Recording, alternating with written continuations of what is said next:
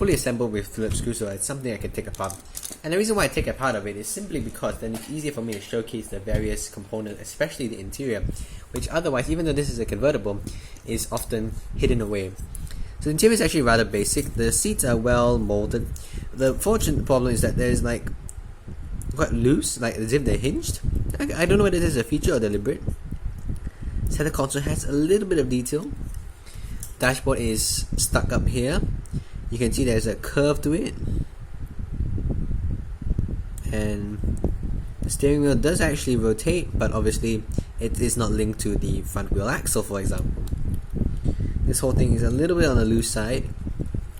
And then this is the base, plastic base. Front axle just sits in place. The rear axle is one of those like pull back and it pushes by itself motor. Unfortunately, mine is a bit stuck. There's also quite a lot of free play in the axle. And putting it back is simple, so there are just a couple of things to make in mind. The wheel axle will actually stay in place if the middle layer is in place, and then the back, this part just will just go on provided the dashboard actually stays in place, which it has not. So let's just reinsert that.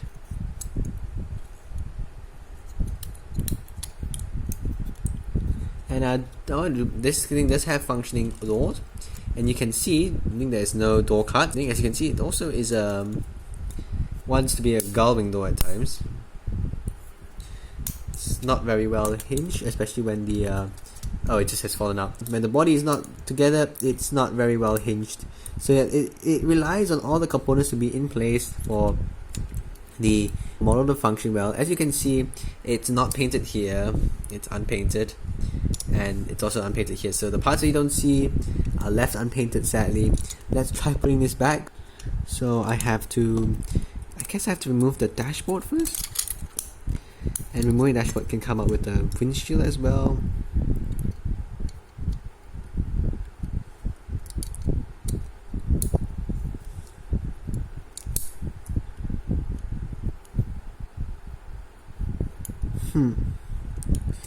Alright, let's just put this back before I break it anymore.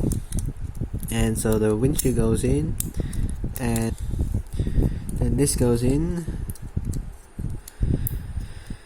and then this goes on top, and then you can see that it is a 138 scale by Maisto. You can see that the axles are actually bent here from probably abuse of clay, but that's beyond the point.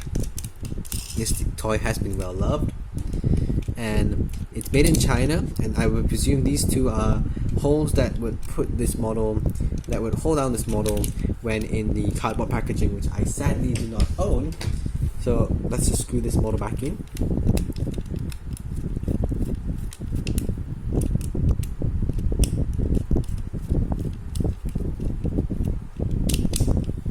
And one thing to note of the model is that the front is not very well detailed, but the back has acrylic for the taillights, and there's a ZR-1 nameplate in there where the number plate would have gone on a real ZR-1.